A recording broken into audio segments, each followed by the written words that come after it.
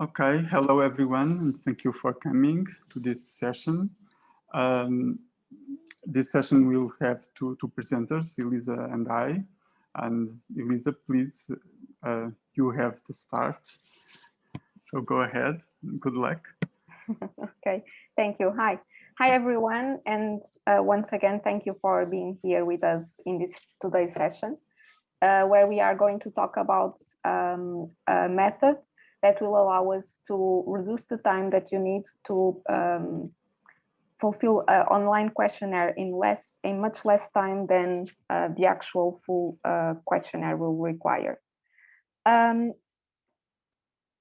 So we know that questionnaires have multiple advantages, and that's why they are a very used tool, not only for research, but when we want to gather data to use that data for whatever aim we have, questionnaires are actually a very interesting tool, and particularly online questionnaires. So they have multiple advantages, and I'm just going to talk about some.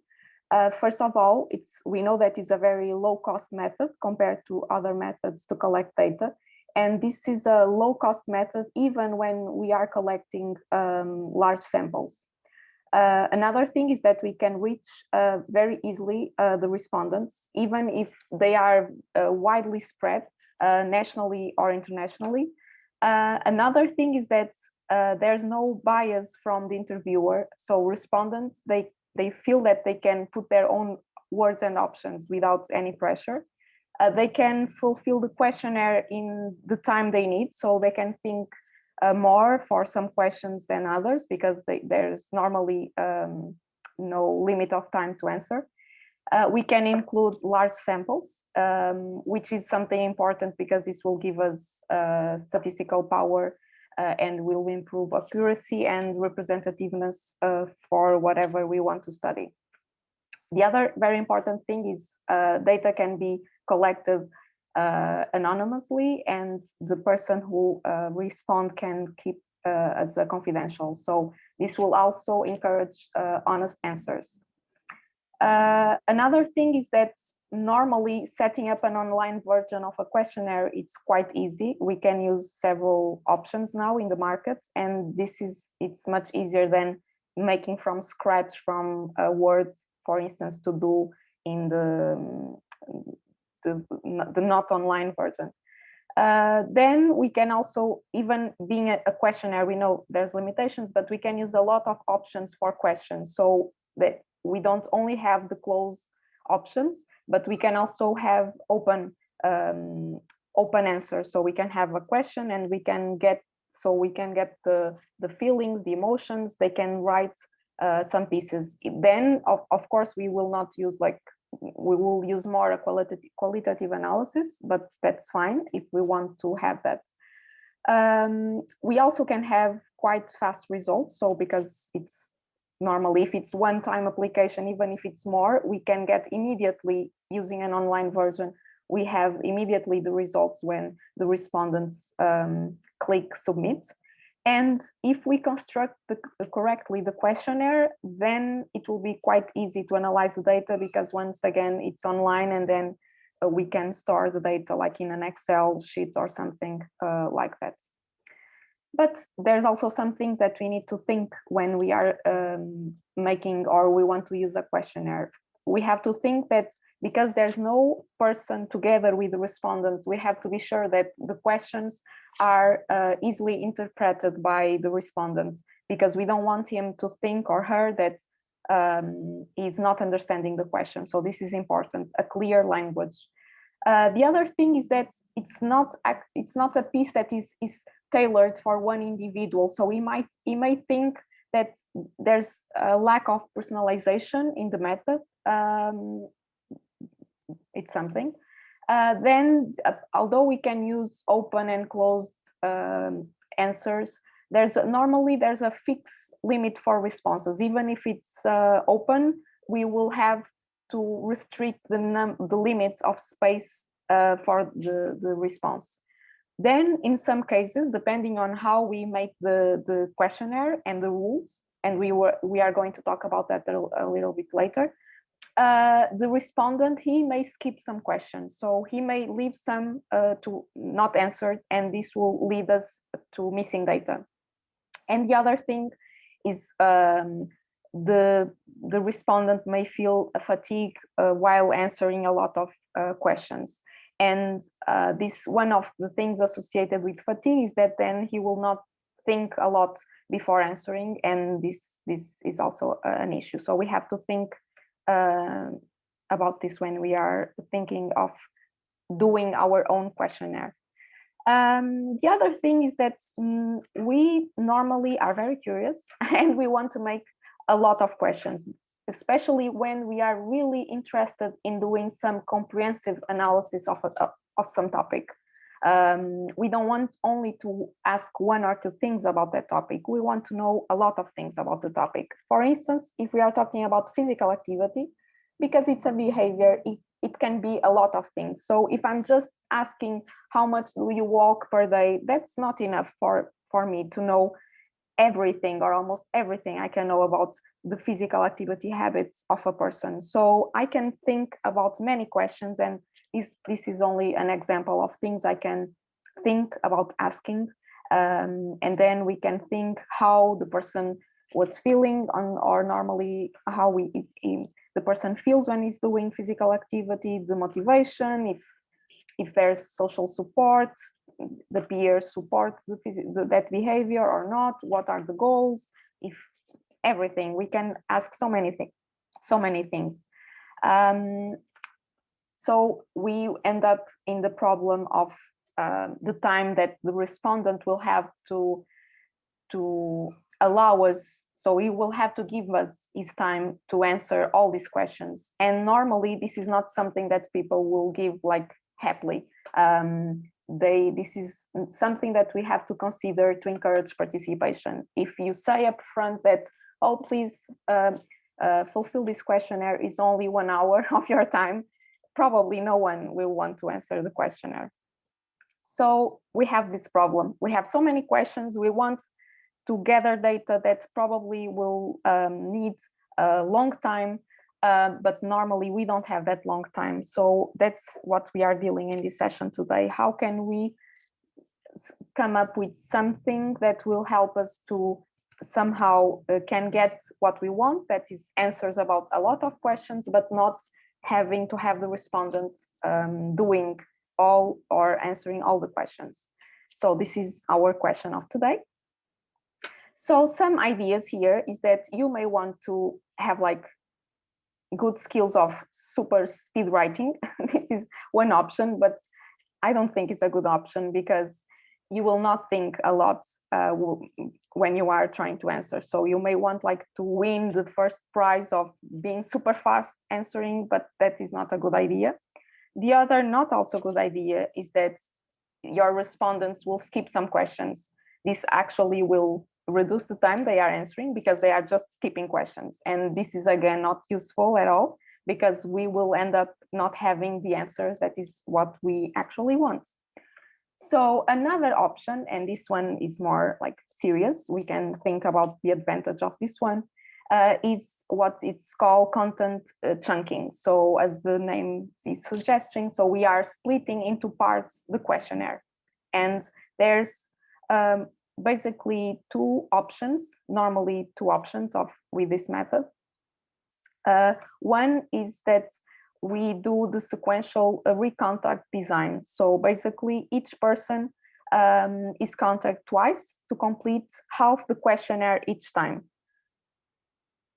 So let's say we have our whole sample and then we will contact them on Monday and they will answer question 1 to 40, and then we will contact them again and we will ask to answer the rest of the questionnaire.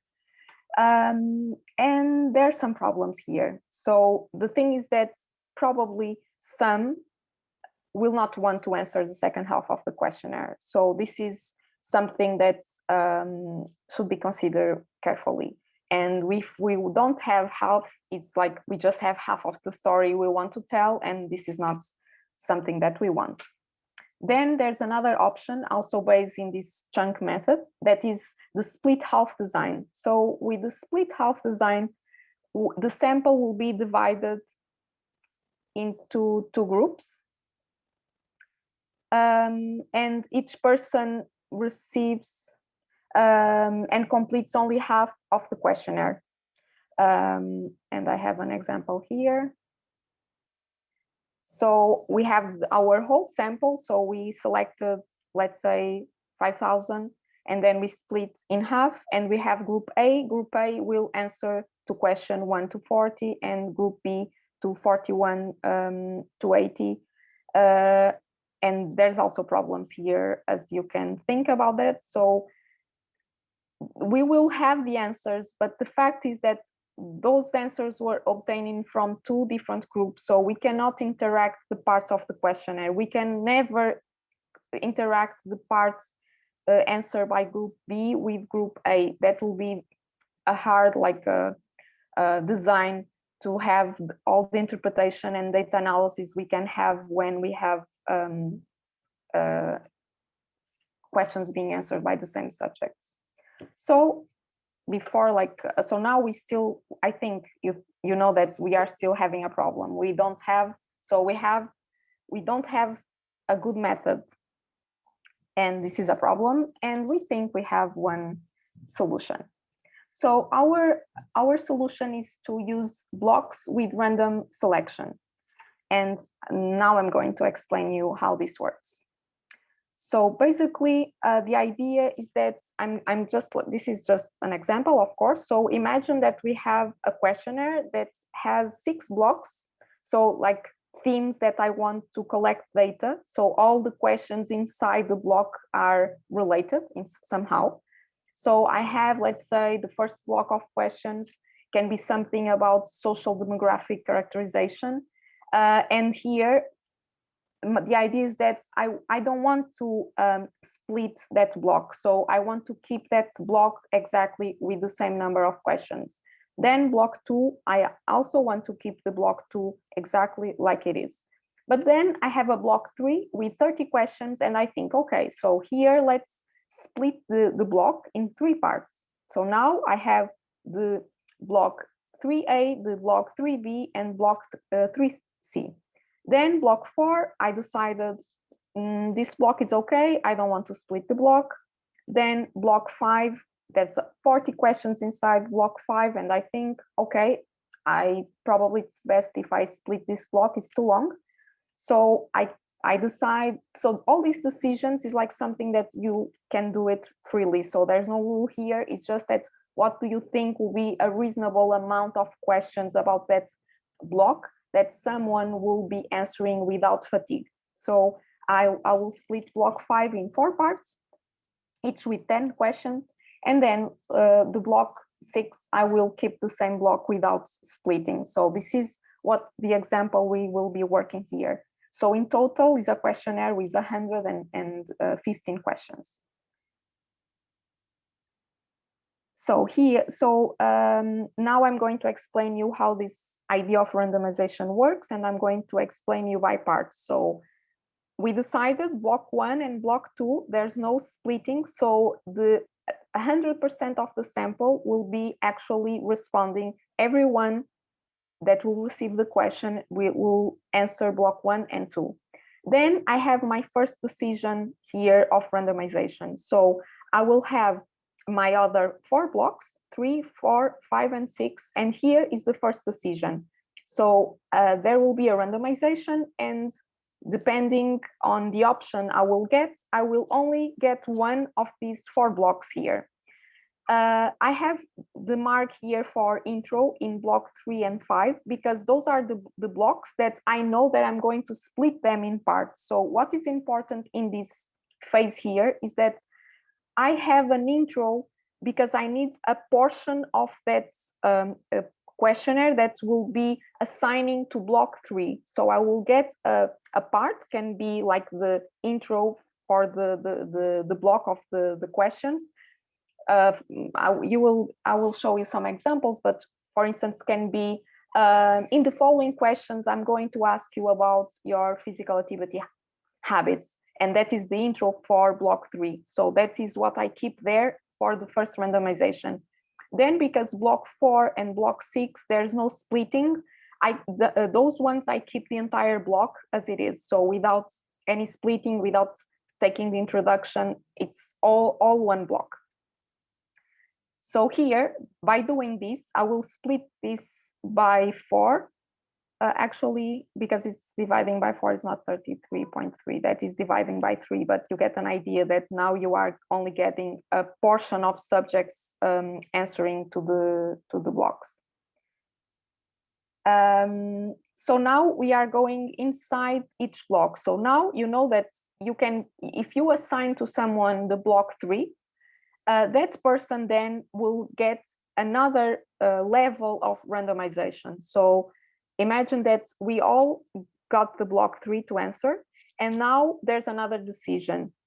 Some of us will get block 3A, some will get block 3B, and some block 3C. That's another randomization here. And there's another splitting of the sample for each one of these blocks.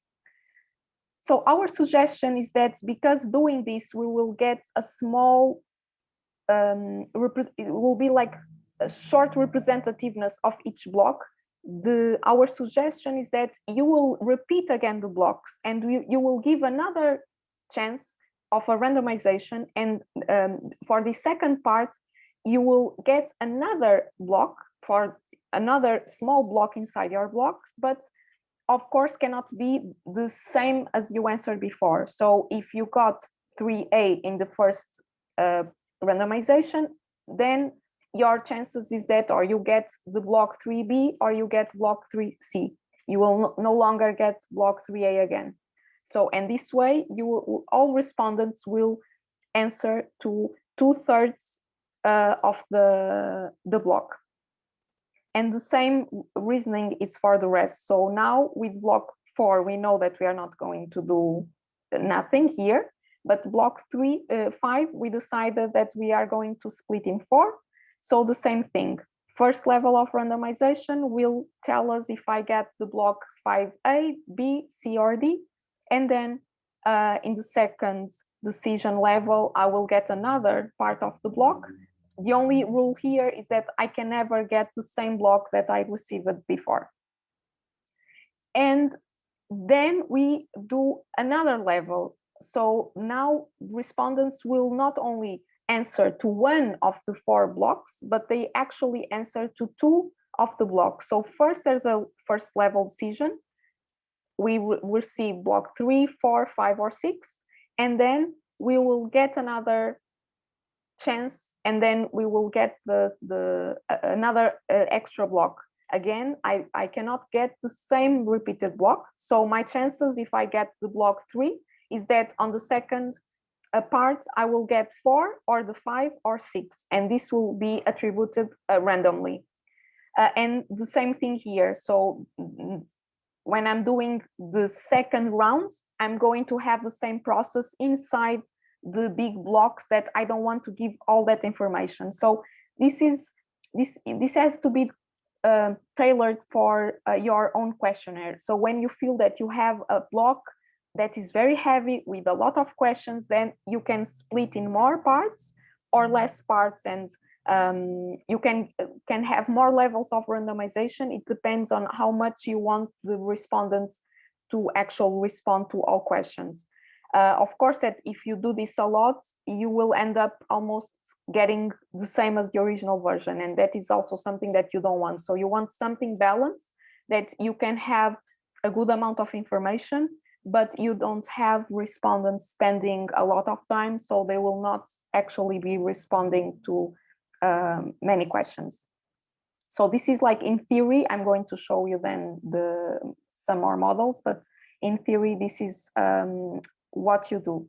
So the advantage here is that because we are doing this randomization, we can still keep analyzing the relationship between all answers. So there's always a group of people or respondents that they have actually respond to the combination that we want them to analyze. Of course, the other thing is that the good thing here is that we are reducing the amount of time they are using to complete the questionnaire.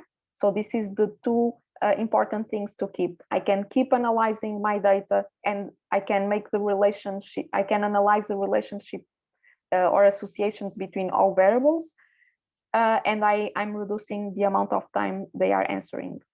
But there are some other things that we have to think, that this is not perfect, and I think no method probably is that because this method, as I show you, you will have to repeat the blocks of questions to do the randomization. So you end up copying several times the blocks, and you will get a very long questionnaire that only you are dealing with. That long questionnaire, when the respondents are responding, of course they don't see that big questionnaire, but that big questionnaire needs to be there so you can actually do the randomization you need. So the document ends up to be quite heavy to be managed in a software. And also you will never have, unless the first two blocks that everyone answered, you will never have the same amounts of answers for each question, but depending on the topic, and if you are not looking for statistical power is not your issue, but is that you have you can keep analyzing the relationship between variables, and you can have a good amount of data about the topic, then you will not have any problems here. So this is the example we are going to show you how to actually recreate this random model. So we use the Survey Sparrow. This was based in the Survey Sparrow software. So in this here we can use, it's not the only one using this, but this is just an example for you. So they offer the option to create a conversational survey. So being a conversational survey, there's some advantage that actually is the companies providing these benefits here that improves engagement and improves response rates. This is probably something that is not validated like scientifically, but is something that they feel when they develop the tool, and actually the comments of the people using the software, they think those two are two important qualities of doing a conversational survey. And the other thing is that is easily adapted for randomized design. So using this model, we can actually do what we are presenting you here today. So basically this conversational, I'm showing you here an example of how the questions will pop up to the respondent. So basically something more like I'm answering and I'm getting a new question, and you can say like things to be more doing some incentive at the end of in the middle of the questionnaire. You feel that it's like an interview, so it's something it can help improving the responses rates. So let's see now how using and this is not something that only works here. I'm sure that you can use this method in using all methods to creating online questionnaires. So because this is like common language.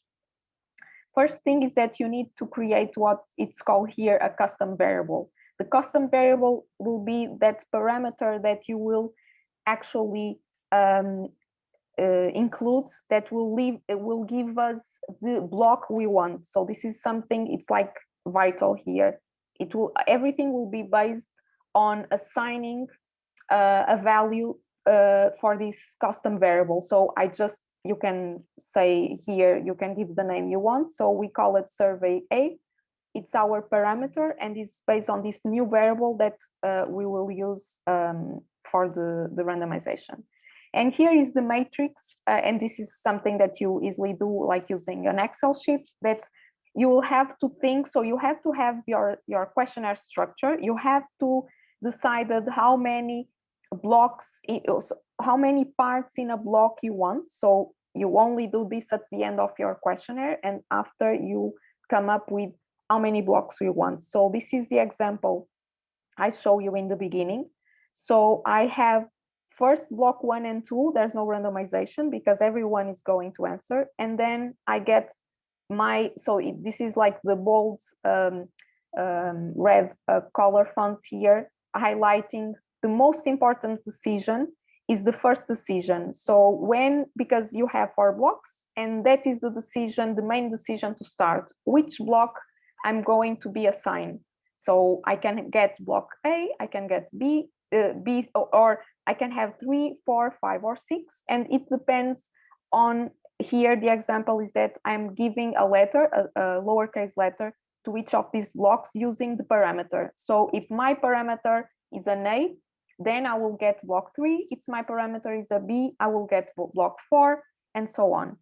And then there's the subsequent decisions. So now the decisions will be always linked with the first decision. So if I got letter A, I will get block 3. And then there's the second decision, which part of the block I'm going to get, A, B, or C. So the second decision.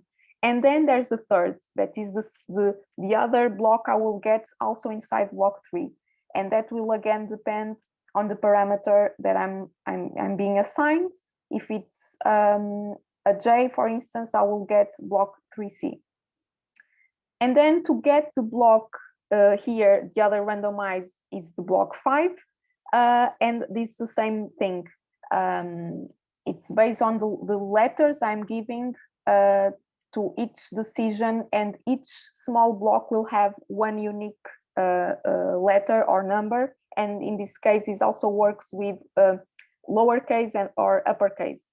And this is for the first round. So when you give like the first round, this is the matrix you have to build. And then you have to build a second, because you are again giving another opportunity for the respondents to get another block. Otherwise, you will only answer to one block. If we just keep this first round, then this is only one decision. I'm having block 3, 4, or 5. Okay, I'm having block 4. If I'm getting block 4, there's no more randomization because block 4 is a unique block. And then I'm getting the second round. So now if I got the block 4 in the first round, now I can have block 3, 5, or 6. And this is like a very, I think, basic like matrix, very easy to make. I think the most complex thing will be like how this will actually work in reality, right? Because till here it's quite simple. And now I'm giving you an example how you can see, based on the parameter that, imagine like a code, depending on the code you have, then you can actually guess what will be the blocks you will get. So imagine that you will have a code that is made with all the highlighted letters. But you will not have all the answers, because then it will not be a randomized. So if you have these codes A, F, J, K, you see, then you will have only, so if you got block parameter A, then you will only have block 3 to answer in the first round. And then you will keep the other letters that are related with block 3. So then the F will give you block B, the J will give you block C. And then there's nothing more here for the first round. And then you jump to the second round. In the second round, you got a B. So you know it's block 4. And because block 4 is a complete block without more randomization, that's it. You finish the questionnaire. And another example, the same thing here. So in the first round, you got the letter C on your parameter. Then that means that you got block 5. So you know that block 5, it's divided.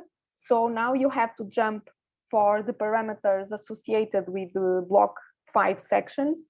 And because you got a K, then you have 5A, and then you have a R. So you will have block 5D. And then you go for the second round. In the second round, because you got a D, that means you got block 6. And if it's block 6, there's no randomization, so you ended the questionnaire. So this looks complicated, but at the end, you just end up with 2 blocks. And in one block, block 5, we will get just a part of the questions. And how can we do this, like converting that matrix for the actual software where you build your questionnaire? Then we use the display logic. So what we want is that there's a function for the display logic that is using the parameter, and then we selected, I want to use the parameter to activate the display of that block, and you put the condition that for the parameter survey A, when there's that parameter in my code, and if it contains the small letter A, then I will get the block 3 will be displayed. Otherwise, if it's another letter that is not an A, block 3 will never show up. So this is working with a display logic. So only with that if condition is that you will get the block. And then that's the decision. So here, that's the introduction. That is when I said, here is the decision when you are giving block 3, 4, 5, or 6. And if you are giving to someone block 3, you are giving first the introduction. This is what you will be displaying. And then you have to make the conditions to display block A or block B or block C. And here, to display block 3A, what you do is like 2 conditions. You will say, I need the parameter survey A to contain the letter A, because that means that I'm going to be displayed with the introduction for my block. And then with the other letter, I will get the other decision of the part of the block. So this is all based on the logic display and the conditions I create to be displayed. And the questions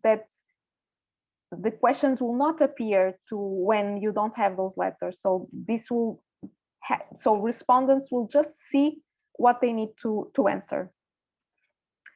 And another like small things here that is also important to think when you are designing a questionnaire, on an online questionnaire, that is much easier because the branching questions, the respondents, they don't have to see them. So when you have like a paper questionnaire and then it says, oh, if you are female, please jump to question 25.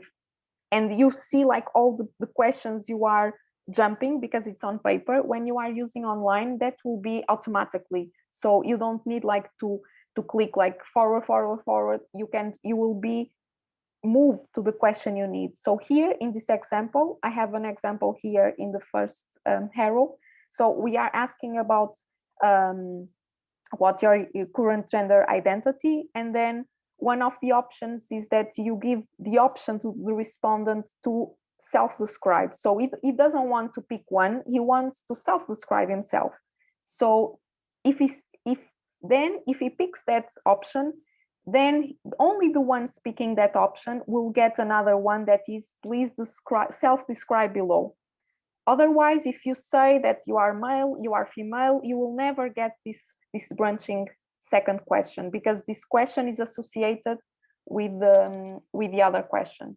And again, it's a question of doing the display condition. So I'm only displaying this question if in the question before respondents said something, pick that specific answer. And this is something interesting to use in online questionnaires. And the other thing we have to think is if I'm allowing or not respondents to skip answers. So this option here that I think you can see like in very light gray is that you may leave that option open. So, but you have to be careful, because if you leave always that option of skipping, maybe that will be a window for respondents to use all the time the skip, and then they will not be answering. So I think the skip question should be, you should think when you want to give them that option. Maybe if you feel that, oh, maybe this is too much, if they are okay answering, I'm going to, I want them to answer, but if they don't feel comfortable, maybe I'm just going to put skip. Or then you can actually instead of the skip question, because you don't know why they skipped, maybe you can actually have one option that is, I'm not comfortable answering, and they may select that one. Maybe that is more informative than skip. So this is something that you have to think doing an online questionnaire. And basically that's the reasoning behind the theory behind the making the blocks. So what I'm going to do, if you are not like in your cell phone, is that I'm going to add these links to the chat, and then you can just pick one, because here, as you can see here, you have this last part saying survey A on the code. So this is how getting a specific code will get you a specific random number of questions. So you will have this is all the same questionnaire, as you can see in the description here. And then when we have survey A equals, then you have a code, and none of these codes are the same. And each code will lead you to a different option of combination of the randomization of exactly these 6 blocks we were talking about. So I'm going to add that. And with that, I'm finishing here my presentation. So let's see if I can do this. If you have questions, I think maybe while I'm adding here, you may feel free.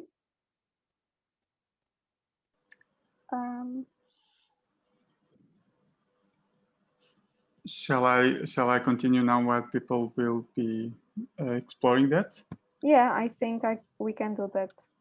So you have now the 4 options. You can pick one or more than one. That's up to you. So Elisa talked about how to build a questionnaire and the logic behind thinking about the blocks and the combination of blocks. But what then happens is that people receive just one link through email. So they will be invited, usually by email, with one link. And the software is not able, the questionnaire platform to build a questionnaire is not able by itself to make these options and have this design for choosing which condition to display or not, which block to display or not. So that is designed with the display logic and with that parameter string with letters and numbers that Elisa showed you 4 examples of what that would be. So people receive an email with a questionnaire link, but then you will need to generate a randomization of those parameters. People will not choose what kind of question, what will be my route. That will be done silently, and that will be done by using online a generator of random that will respect the number of options and the number of nodes of blocks that each questionnaire will have. So you will have to also make this generator for online generator, which the participant will not note. What he will note is that he will click the link for the questionnaire, and then he will be silently redirected for the address, online address for the online questionnaire with a random parameter that was placed after the click. So each time someone clicks on this link, this will be a specific random parameter for that click. So the survey will be done with the displaying only the blocks that are defined in this randomly in this previous generator. Then you download it, the questionnaire, you have the data set. The data set will not have all the answers for each participant, of course, because he did random blocks. And then you proceed to data analysis. And let's see some aspects of this a bit more detail. One of the issues that you have to do is this random parameterization. And this, although it's not complex for someone who programs, and it has programmed. Here you have a JavaScript in a HTML page, and what you can see in this script is that it has no graphic elements, and what it has is that by each block it has the number of options, and it makes a randomization and builds a string that will be the survey address with the letters that it randomized. And it also, it's missing here, it also has to have conditions so you don't repeat the same blocks with the second round. But this is a fairly simple code that is run each time someone clicks, and it makes a automatic redirection with adding to the web address these parameters, which was survey A, and then the letters that would random selected. This can be, although the principle is simple, because this is customized to the questionnaire, and the customization can be, as Elisa shown, can be actually understood in this matrix. This is an Excel sheet with a matrix, and it has for each part of the survey the blocks, the options that the blocks have, and the labels that will form the string for the parameter, survey A parameter. So what when you are building the questionnaire, you can also map the number of options and what are the labels for the option. And this, if you were to randomize all the combinations, it will be millions of combinations. So you cannot do, you have to have a generator that will be customized to the number of options and the labels of each option. So it really is specific for that questionnaire.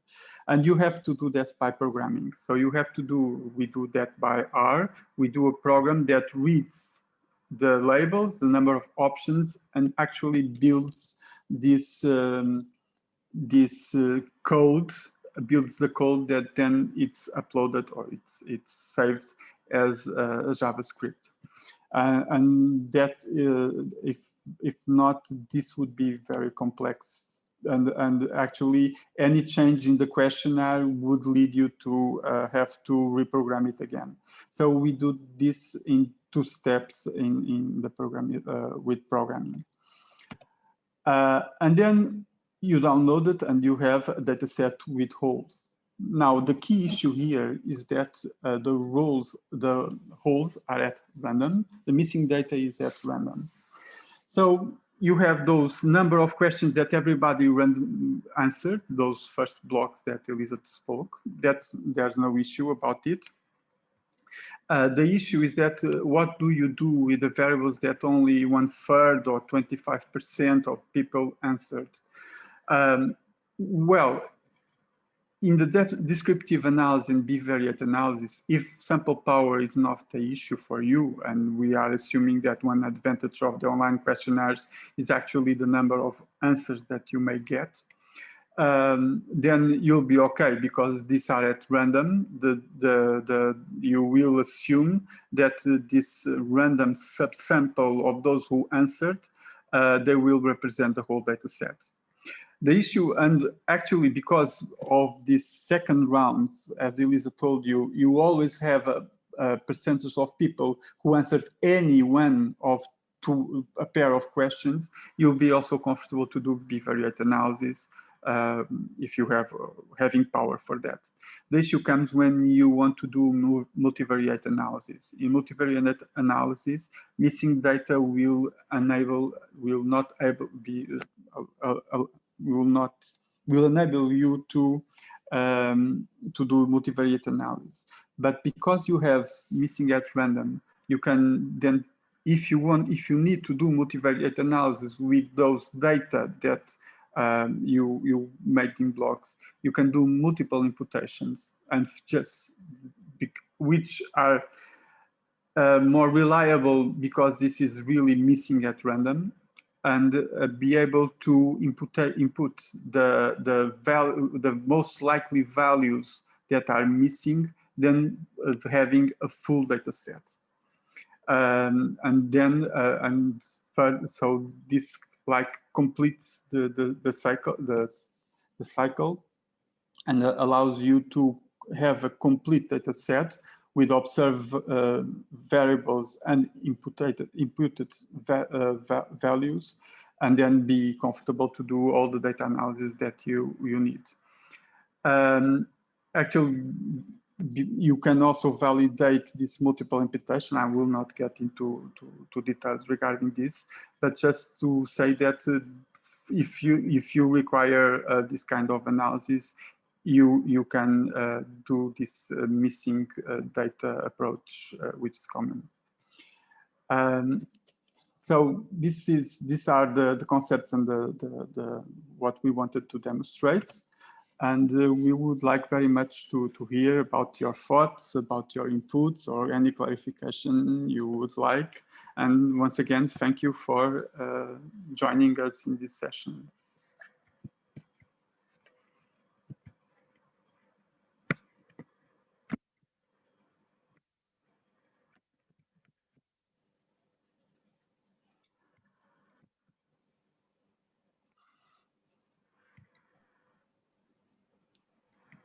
Katarina, were we clear enough or not at all? Felipe? I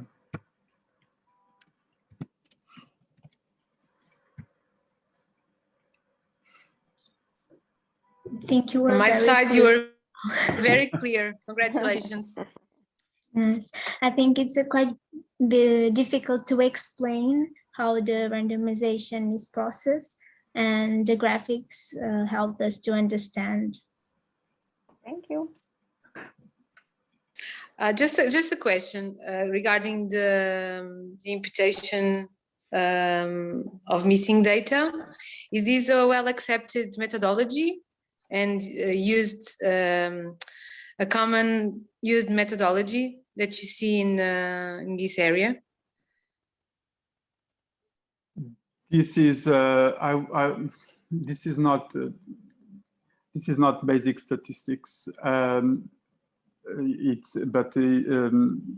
are, and it's especially cumbersome in observational studies where the data is not missing at random. Then it can be very cumbersome and actually limit, and you will be assuming. But the advantage of having data missing at random is very big. It's actually the biggest strength. And what you can do, you can always you can always compare what are the values with the complete data set, that is the observed and imputed values, with those just observed at random, those that are just observed, and you will not and you will see a measure of the distance between those, and also of the confidence intervals of the imputation. Elisa told this, there are balances here. You have to balance the sample, the number of answers you will get, or the proportion of answers that you'll get, by the number of blocks. Then it's very nice for you to have people reducing the number of answers they have to give. If you have a very good sample size, then maybe you can have like 1/3 of persons answering, or one quarter of persons answering, especially questions that are more for secondary objectives or more of characterization. So you have to do some intelligent choices, and especially you can preserve those variables that are important for your major question, or those variables that you feel that you have not many answers for a certain subtype of persons, a subgroup that you are very interested in. So you can actually manage that and see what are the information you can, it's not so primary, and you want to explore or to describe, or just see it in a bivariate analysis, and what are the core variables for a multivariated analysis. Yes. Yeah, I think that the thing here is that the missing at random scenario is something that's in statistical analysis and in science, it's assumed that is fine to deal with missing at random, because the big issue when we have missing data is that when someone that is, because it's not feeling comfortable, so there's some bias, or it's something that he doesn't like to talk about, or maybe it's mostly women that are not answering, then we have a problem, because we want to include, we want to study men and women, but at the end, most of the women, they skip a lot of questions. So then we have an issue of bias in our question, and we can actually see why that answer is missing, because it's always missing linked with something. And this is an issue, and when we have this, we cannot input data, because then we will be changing completely our answers. But when it's random, and now there's some techniques, more advanced techniques of imputations using, I think now maybe they are working with 20 imputations. So it's more like, it's quite accepted as a statistical method if you do it correctly. So you will not input one value, you will be imputing like 20 best options, and then we will be working with that. So it's a more advanced statistics if you want to go in pursue that way. Or at the same time, if you can work with a smaller sample, and that's not a big issue because you are just doing this method in some secondary variables, maybe you don't even need to do the multiple imputations. So that's something I think it's very unique for your own case. We have a question from Filipa Maia-Lopes. Thank you, Filipa.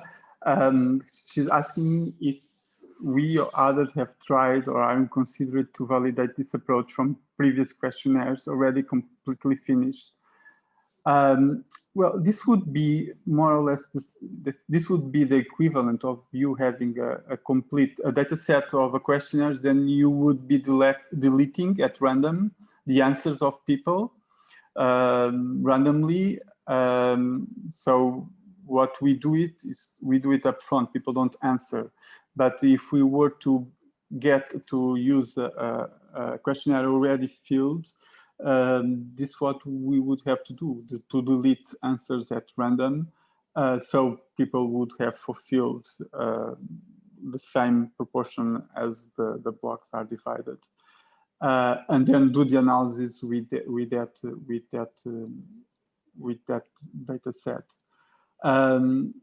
We are developing this questionnaire or this method for an online questionnaire where we feel the time of the participants will be key issue.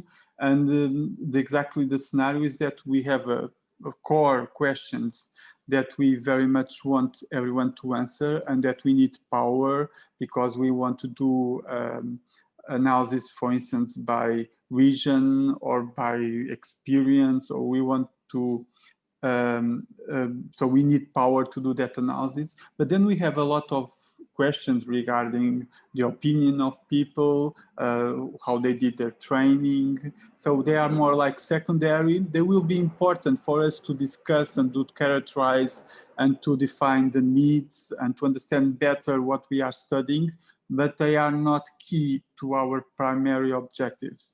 So we felt that this approach would allow us to have the best of both worlds. The variables that we need power and will be analyzing very carefully, then everyone will answer those variables, but then we also have more information that will allow us to discuss and to take implications that otherwise we wouldn't be able to have it.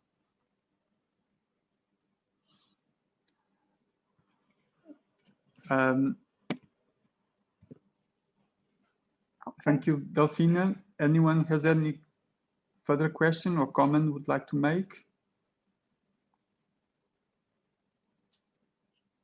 So I thank you, and if anyone would like to know a bit more or to understand how this can be applied to a particular case, you have our contacts from the email which you received the link, and so we'll be happy to arrange a meeting or to discuss further with you. And thank you, and have a good rest of the day. Thank you all.